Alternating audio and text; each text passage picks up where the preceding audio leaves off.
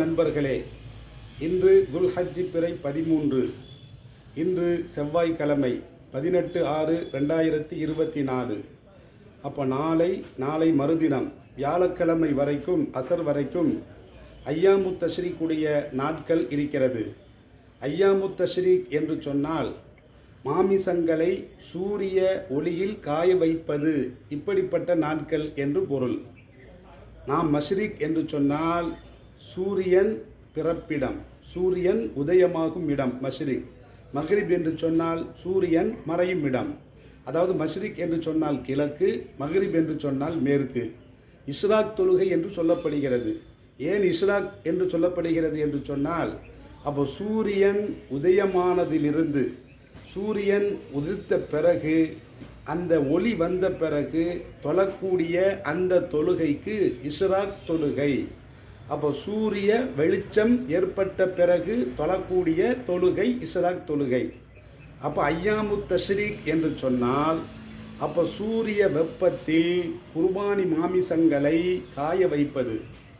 அன்றைய அரபிகள் என்ன செய்வார்கள் என்று சொன்னால், பிறை 13 வரைக்கும், துல்ஹஜ் பிறை 13 வரைக்கும் அவர்கள் குர்பானி கொடுப்பார்கள்.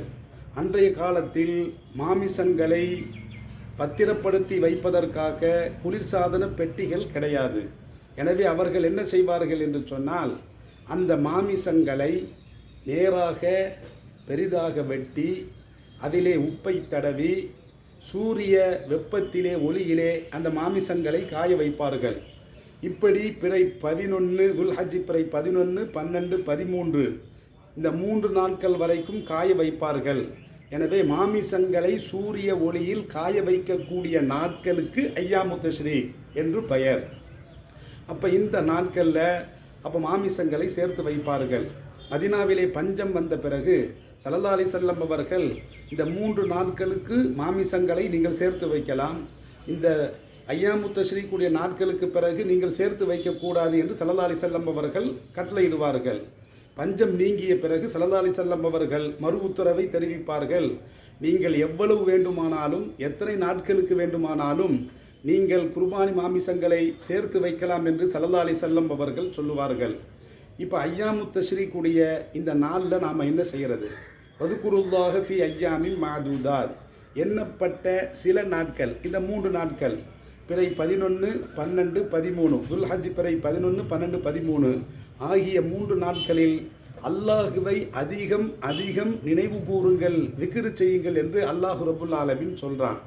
எனவே தான் இந்த துல்ஹஜ் பிறை 11, 12, 13 ஆகிய ஐயாமுத் தஷ்ரீக்குடைய இந்த 3 நாட்களில் மினாவில் ஹாஜிகள் ஷைத்தான்களுக்கு கல்லறிவார்கள். அல்லாஹு அக்பர், அல்லாஹு அக்பர், அல்லாஹு அக்பர், அல்லாஹு அக்பர், லா இலாஹ இல்லல்லாஹ், அல்லாஹு அக்பர், அல்லாஹு அக்பர், வலில்லாஹில் ஹம்து என்று அல்லாஹுவை அவர்கள் கண்ணியப்படுத்துவார்கள், அல்லாஹுவை அதிகம் நினைவு கூறுவார்கள். அப்போ ஹஜ்ஜுடைய அமல்கள் ஐயாமுத் தஷ்ரீக்குடைய நாட்களோடு முடிந்து விடுகிறது. பிறை 13 மாலை வரைக்கும் இருக்கிறது ஹஜ்ஜுடைய நாட்கள், ஹஜ்ஜுடைய அமல்கள். குர்பானியும் அப்படித்தான். எனவே ஹஜ்ஜுடைய நாட்களை கணக்கிட்டு ஹஜ்ஜி எப்போது முடிகிறது? துல்ஹஜ் பிறை 13 மாலையோடு ஹஜ்ஜுடைய அமல்கள் முடிவடைகிறது. அப்போ ஹஜ்ஜும் முடிவடைகிறது. அதை பின்பற்றி இஸ்லாம் குர்பானியும் அந்த நாள் வரைக்கும் தாமதப்படுத்தி ஹஜ்ஜி முடிகின்ற பொழுது குர்பானியும் முடிவடைகிறது.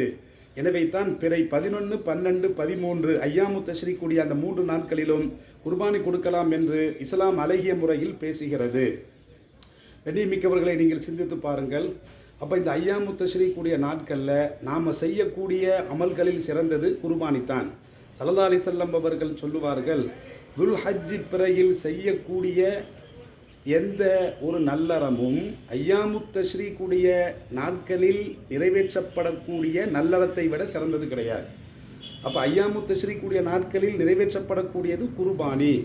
இதைவிட துல்ஹஜ் 10 செய்யக்கூடிய அந்த அமலு இதைவிட சிறந்தது கிடையாது என்று ஸல்லல்லாஹு அலைஹி வஸல்லம் அவர்கள் சொன்ன பொழுது, அல்லாஹ்வின் தூதர் அவர்களே, ஜிஹாதை விடவா என்று கேட்பார்கள். அப்போ ஸல்லல்லாஹு அலைஹி வஸல்லம் அவர்கள் சொல்லுவார்கள், ஆம், ஒரு ஜிஹாதை விட.